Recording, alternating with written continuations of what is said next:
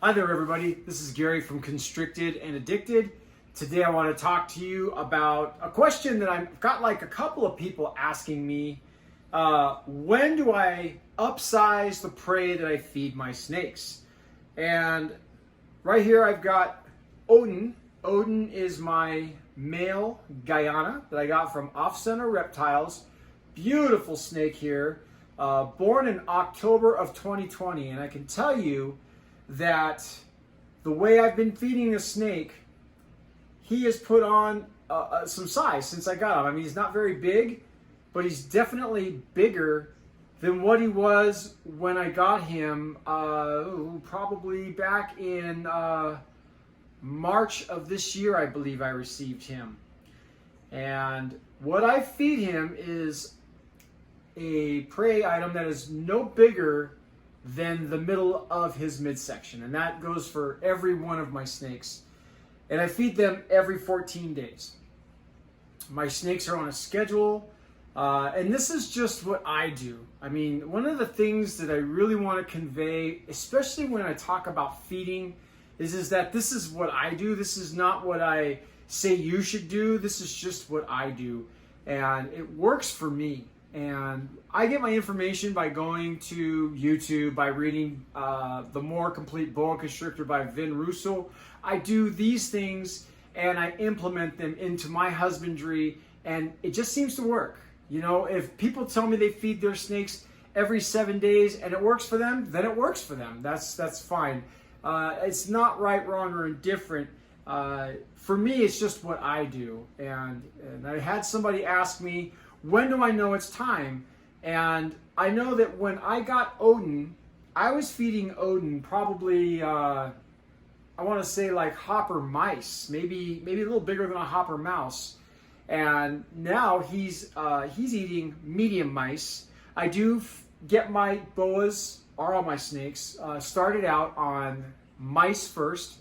And the reason I do mice is because I've been told about, I feed everybody frozen thawed, so that means when I have like a rat pup or a pinky, the possibility of milk might still be in that rodent's body. So I don't know about you, I don't like rancid milk. I don't know if it would hurt the snake or not. I'm sure somebody knows the answer to that, but I don't feed them frozen thawed. Any type of animal that might have frozen milk in it that could potentially harm a snake. I don't know if it can or not. But so that's why, and it works really well. I've never had a boa constrictor refuse a rat when I switched him over. So this, like I said, Odin here is on, I want to say I'm feeding him medium mice right now, and he loves it. He has never refused. That's about the size right there. I kind of look at it like this, that I know how I feel when I overeat. So I don't want to do anything. And then the after effects of what it does to my heart, my everything, my cholesterol, everything. And, then you deal with the obesity. And my understanding is that snakes are the same way. You can overfeed them. I've seen many people talk about their boa constrictors looking like a loaf of bread. So that's what I achieved to do. I want my boa constrictor to have the body of a loaf of bread. And like I said, so I have these guys on a feeding schedule. They're fed every 14 days. I don't have any of my snakes roaming their enclosures looking for food. They've been on this schedule since I've had them, and it just seems to work. I mean, it just seems to work. My older boas, they get fed once a month, once every 4 weeks, and feeding days on a Saturday, so it's like clockwork. I don't know how to explain it. All I can do is just tell you what I do. So this is Odin. Odin is, if we say he was born in October, what is he? He's probably about, I'm going to just guess off the top of my head without counting, he's probably about 6 months old. So I'm going to bring out my 1-year-old Suriname, who is also on the same feeding schedule.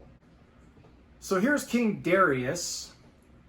King Darius is in shed right now, so he's not looking super, colorful and bright like he normally is, but still a beautiful, beautiful animal. King Darius gets fed once every 2 weeks. He is 1 year old as of May, I believe. I have his birth date written down. But as you can see, he gets fed every 2 weeks. He's almost twice the size of the Guyana, and still was smaller than the Guyana when I got him. And one of the things that I was really kind of, skeptical about was feeding a snake every 2 weeks. Is that going to impair their growth? And it doesn't. It does not impair their growth. This snake right here, I bet is almost doubled in size since I've got him. He's a very, very healthy snake. Again, he's got that loaf of bread figure to him, no obesity. He doesn't roam his enclosure looking for food. Just a great, great animal. So this is King Darius. Like I said, Darius is 1 year old. He is a gripping animal. He loves to hang on. So I'm going to get out my 2-year-old Hog Island boa. All right, so I think I'm incorrect on my Hog Island's age. I believe my Hog Island is 18 months old. But you can still see the difference in size. I have had Adrestia for the better part of probably close to a year now. I think we got her. She's a dwarf boa, Hog Island, purebred from Vin Russo. And every 2 weeks I've been feeding this animal since I've had it. Again, I don't feed her anything larger than that size of her body right there. So she is on a large mouse. And she is definitely, she's grown tremendously since I've gotten her. Definitely put on some size. I believe she is 100% a healthy animal. She doesn't starve for food. She doesn't look for food. And again, she's just, to me, in my opinion, she's got a perfect body size. So now I'm going to bring out my 2-year-old Boa Imperator Matilda. All right, so here's my 2-year-old Hypo Het for Jungle Boa Imperator Matilda. Matilda I have had for almost 2 years. I got her when she was probably just under 4 months old. And she was very small when I got her. I've had rescue boa constrictors pretty much my whole life. So Matilda was the very first snake that I got that I have raised from a baby. And this is where I learned about every 14 days, right? Like I wanted to feed Matilda every week. Sometimes I wanted to feed her more than every week. And everything that I read, again, everything that I saw on YouTube, there were some people that were saying they fed their snakes every 7 days, but more people were telling me that they fed their snakes every 14 days. And they were the people that I respected and I was gravitating to as far as information was concerned. So as you can see, she's not a very large, round snake. She is a very healthy, firm, muscular snake in my opinion. And she eats small to medium-sized rats. So when I took her off mice, she was eating like an extra large mouse, which to me was almost the equivalent of a small rat. So she went from extra large mice to small rats. And her growth spurt really took off, I think, when she was probably between her first and second year. And she's just continually gotten bigger and bigger. So again, what I do is I gauge off the center of the snake. That's the largest part of the body of a snake. And that's the size. And maybe sometimes it's a little bigger. I mean, I'm not going to say that it's perfect, but I try to keep it that size. And I'm under the theory that if you feed them every 2 weeks, you can give them a little larger preatum, but certainly for me, and I say this for me, that I wouldn't want to see this big old fat lump in her belly that she would have to deal with crawling around or, you know, doing anything. I just think it would be uncomfortable for her. So again, I try to keep it relative to the size of the largest part of her body. And it works. As you can see, she's very healthy. She's getting big. She's 2 years old. There is no real size determination for age. Boa constrictors are going to grow at their own rate, but definitely if you overfeed them, they will grow faster than most. So this is Matilda, and she is my boa imperator. Since we're talking about the size of boas, this is my Tamaulipas Cloud Force boa. She is 1 year old in June this month. And as you can see, she's fed every 14 days. She is what I consider to be a dwarf boa constrictor. Now, she has doubled in size since I've had her.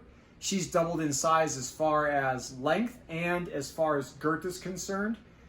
But the maximum that you will see her get is probably about 5 feet long.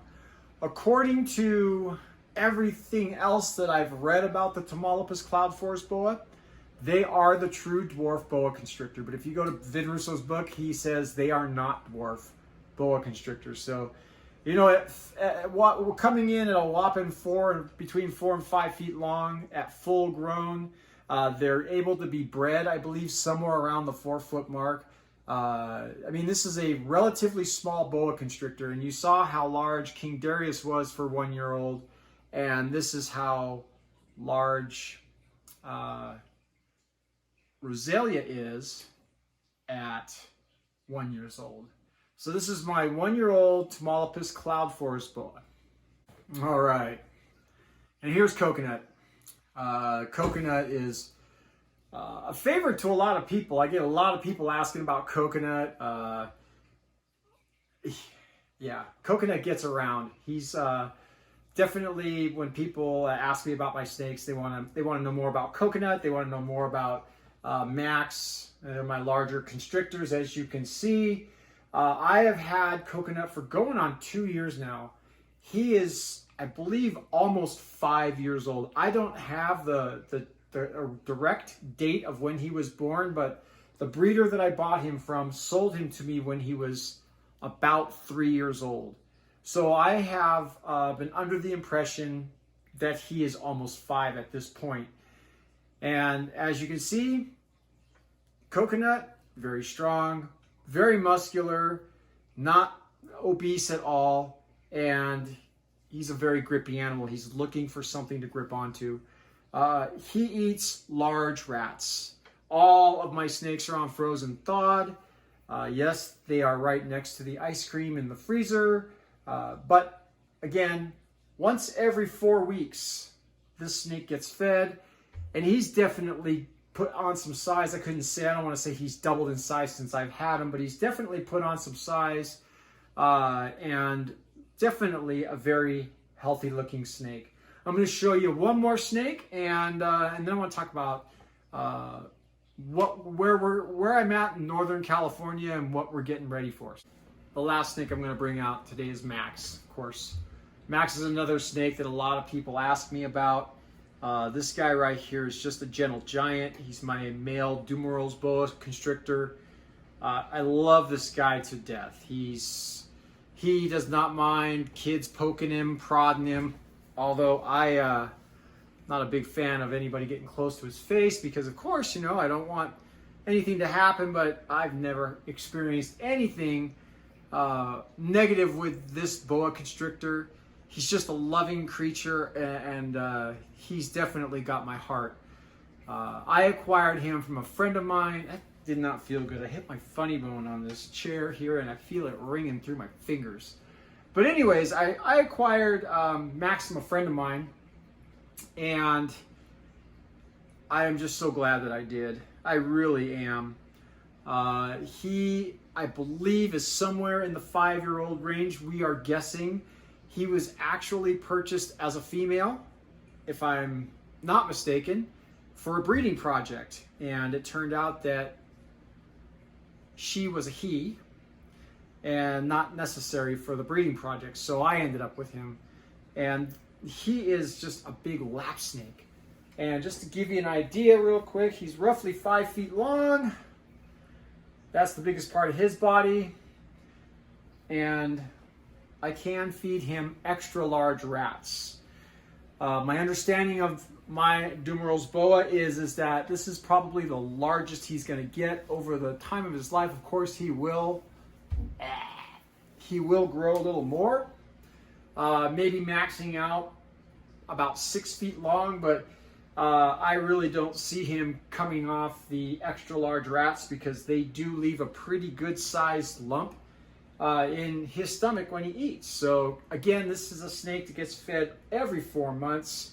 I can't really tell you that he's put on a whole lot of size since I've had him, but you know, I've kept him healthy, and I believe I've kept him happy, and in turn he keeps me happy. So this again, you know, what do you do when you have a snake this large and the extra large rat doesn't work, or maybe the jumbo rat doesn't work? Then you probably have to go up to small rabbits. I have not ever had to feed any of my snakes small rabbits yet, so who knows, maybe Max will be the first one. But at this rate, I don't see him off extra large rats. But again, every 4 weeks he gets fed. He's a very strong animal. He's a very beautiful animal, extremely healthy. And so that's my regimen. That's my feeding schedule for my snakes. And, you know, once they get larger, that's when I gauge it's time to move up. And it doesn't happen overnight. It usually happens within the first 6 months or so of feeding, where I start to notice that the snake goes through a growth spurt. And then I go ahead and I up the size according to the midsection of the snake. All right. So the last thing that I want to talk about in this video, it definitely affects me. So it's the time of year. I live in Northern California. We are in a over 100-degree heat wave going on right now. And if you know anything about California, our favorite term around here, I shouldn't say our favorite term, but the term of California in this time of the year is California's on fire. And we're starting to get into that point. There's some wildfires raging around here right now. I live up in the mountains, and in 2015 we went through a terrible fire up here called the Rim Fire, where it started out on the west end of Amador County and basically blew through Calaveras County, almost burning my town completely to the ground. And at that time, I didn't have any snakes in the house. But what happened is we had other animals. We had our turtles. We had cats, dogs, horses, sheep. We had a number of animals that we had to get off the property, which we did. All the animals were saved, and it taught me a lesson about being prepared for this time of the year. So it's not the prettiest thing in the world, but I have a bunch of bins laying around. And for me, it doesn't matter if you've got one animal or if you've got, like me, you've got 20 snakes. I have to be prepared for something like that in the event of a wildfire or something happens where I have to leave my house, and I don't want to be standing there in the last minutes of preparation going, what do I put my snakes in? Or what do I put this in? What do I put that in? We were actually doing that during the Rim Fire. And if I've got the photos, I'll throw some photos of what it looked like here right before we left. But it was a very scary experience. The fire was just on the other side of my fence line here. It actually burned down my fence. The firefighters fought the fire from my front deck. And we have a pig. At that time, we had a pig that was not wanting to leave the property. We couldn't get a 1,000-pound pig to go on a trailer, especially when it doesn't want to, so we had to leave her behind. And I firmly believe that when the fire department came searching the properties to see which homes they were going to save, which homes they weren't going to save, they saw the pig and they said they're going to save this home. I know this because when I got here, Reno Fire Department was parked on my property. The pig had food and water, and my house didn't burn down. The fire burned all the way around my house. The house below me burned down. The house next door to that house suffered fire damage. The house behind me burned down, but my house was saved. And I firmly believe it's because they saw the animal and said, we're going to save this house. So I got lucky in that regard. Our pig Lucy was the hero, quote unquote, but I don't want to have to go through that again. And here we are, we're in the midst of PG&E power outages, we're in the midst of wildfire season, we're in the midst of a bunch of natural things that could force us out of our house. And it's imperative to me that I am prepared for such an event to happen, that my medium-sized snakes are in bins. I have smaller bins for my smaller snakes, and of course I've got larger bins for my large snakes. So it's just something to think about if you're anywhere, right? Like a wildfire can take place in a city. I have seen cities burn down, neighborhoods burned down due to wildfires in the area. So just because you live in a mountain community doesn't mean that if you live in a city community or a valley community that fire can't rage through and burn down your place. So be prepared, buy bins, make sure your animals are secure. And the other thing to do is to make sure that once you are evacuated and you have your animals, that if you can't take your animals where you're going, make sure they've got a place to go. So, here we are. It's in June, wildfire season. There's a couple other things I wanted to do in videos, but this was it. So, you guys, thanks for subscribing to my channel. If you want, you can hit the like button. If you want me to talk about some topics, let me know what you want me to talk about. I am not an expert at this. This is strictly my knowledge, my experience, and I need to put that out there because I am not the guy that's going to tell you how to raise your animal. I'm going to tell you how I raise my animal, and if it suits you, that's great, and if it helps you, that's great. So thanks for watching.